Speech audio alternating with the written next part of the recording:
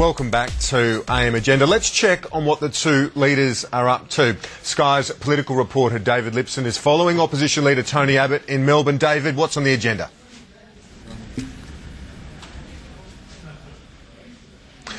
Let's talk to Laura Jays then in Brisbane. We'll get back to David shortly. Laura Jays, you're in the seat of Griffith, Kevin Rudd's seat, the former Prime Minister. What's the current Prime Minister up to today?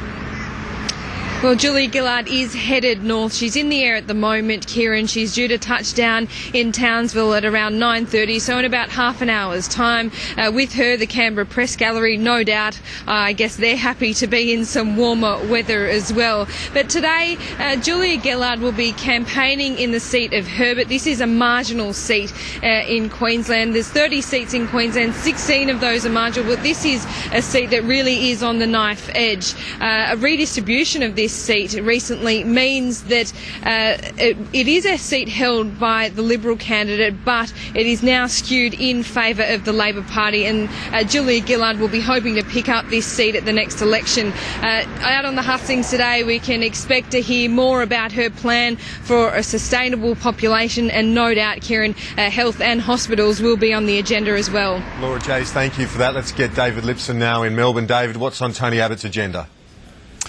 Well, Kieran, we're still not exactly sure where Tony Abbott will end up today, but there were some rumblings that he was going to Deakin in Melbourne's eastern suburbs. I can confirm that he is not going to Deakin, and there are three other obvious choices for him around this area. That would be Latrobe or McEwen, both Liberal-held seats by small margins, or Corangamite, which is a Labor-held seat also by a small margin.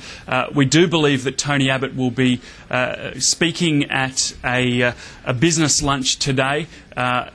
As for the topic, as for exactly what message he'll be trying to hammer home, well, we're just not sure at this stage. But certainly yesterday he was talking a lot about cost of living pressures and interest rates. Speaking at a business lunch today, you would expect something similar, a Chamber of Commerce business lunch sometime today. Well, Dave, we'll touch back with you throughout the day, and lunchtime agenda at 12:30. Good on you. Thanks for that. Let's go back to Richard Miles in Canberra. Richard, you're the member for Corio in Geelong, the neighbouring seat, Corangamite, one of those seats which is looking a little bit tricky for Labor to hold on to, isn't it? Oh, look, we've got a strong campaign in Corangamite. I think the issues that are going to resonate in Corangamite are the issues which are resonating across the country. I don't think anyone in Corangamite is going to be particularly keen to see a return to work choices. I don't think anyone in Corangamite wants to see the deep cuts to health and education which is being proposed by a potential Abbott government. So I'm confident that we've got a good story to tell in Corangamite, and I'm really confident that Darren Cheeseman's going to be returned. But there are some seats in Melbourne that you might consider yourselves a chance in as well with that. Do you think the local favourite sort of momentum might help Julia Gillard in seats like Latrobe and McEwen in the north of Melbourne? Look, I think that Julia Gillard is a fantastic candidate for the Prime Ministership, and so I think that's going to help across the country. We might get a bit of a bounce in Victoria, where her home state. Certainly, you mentioned Corangamite. We see Julia next door in representing the town of Werribee as something of a local, and I think those in Melbourne might feel the same way. But there is a sense of confidence about a number of the seats in, as you say, in McEwen and Latrobe. But look, this is going to be close, and it's going to be close across the country, and it's going to be close in Melbourne. Mitch, what do you think? You're a Victorian. Do you think the fact that Julia Gillard is a local is going to help Labor in a couple of those crucial seats? Because if they do pick up Latrobe, McEwen, Liberal seats now, that's going to make the task of winning a majority nationally all the more difficult. Well, Victorians are a pretty sophisticated people. Yes, Julia Gillard is from this state, but Victorians are very much focused on the issues. They're keenly aware in their local communities of issues of waste with school halls. They're keenly aware of cost of living pressures. So those will be the things that they're focused on. You mentioned Latrobe and McEwen. We have a terrific sitting member in Jason Wood in Latrobe, and a great new candidate in McEwen, Cameron Kane, a police officer, coach of the local footy club, These are strong representatives for their communities, and we'd be extremely hopeful that they can fight a good, strong campaign, that they'll be focusing on these issues of cost of living, government waste, Labor's proposal for new taxes, Labor's inability to secure our borders. So we're very hopeful in Victoria. Richard Marles, the first female Prime Minister in Australia, seems to be copying the first female Prime Minister in Great Britain to at least some extent. We saw in the Australian newspaper today a slogan run on the side of a bus that Maggie Thatcher had in, I think it was 1987, moving forward with Maggie.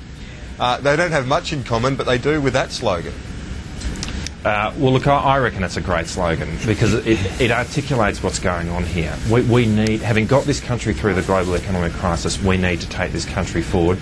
We wouldn't be having this opportunity if Tony Abbott had had his way. He blocked all the stimulus packages, and he really wants to take us back to an era of work choices. He wants to cut services in health and education. But we've got a plan going forward. The slogan a bit, though, Richard? I mean, what was 25 times in the first speech? It's a bit too much, isn't it?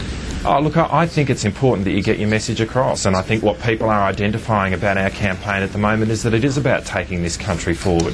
You know, in the first week or two of her prime ministership, Julia Gillard struck a deal with the mining companies, which has seen a much greater proportion of the revenue raised through the resources boom going to ordinary Australians, increasing retirement savings, building infrastructure for mining towns, reducing the company tax, unlike what the opposition is proposing and would do were they to be elected to government. Okay, mate. All these things are about taking us forward. I want to get Mitch Fifield quickly on the moving forward slogan. Obviously you're enjoying it, Mitch. Well, Maggie Thatcher, that was, 23 years ago, and moving forward wasn't quite the cliche today that it is. And also with Maggie Thatcher, she had a strong record, she had a strong policy platform, so the phrase back then actually had some context and some meaning around it. Moving forward is a completely meaningless slogan under Julia Gillard, and I know we talk about her mentioning it 25 times in a press conference. Well, if you count her Q&A, she actually mentioned it 45 times. Julia Gillard, Labor, are treating the Australian public with contempt. They're treating them as though they're idiots, that you just need to repeat a meaningless slogan over and over again, and that Australians will think, wow, that's somehow meaningful. It's not.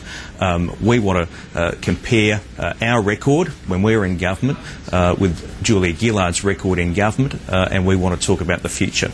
Julia Gillard has a shocking record. It's a record of waste and mismanagement. It's a record of new and higher taxes and new taxes proposed. It's a record of failing to secure our borders. Okay, Senator Fifield, we're out of time. I'm sorry to interrupt, but we'll catch up again in a couple of weeks during this campaign. Appreciate that, Senator Fifield. Richard Marles, thank you for your time. And that's all for this edition of AM Agenda. Join us again this afternoon, 12:30 p.m. for Lunchtime Agenda, 4:15 Eastern Time for PM Agenda with David Spears. I'm Kieran Gilbert. Thanks for coming.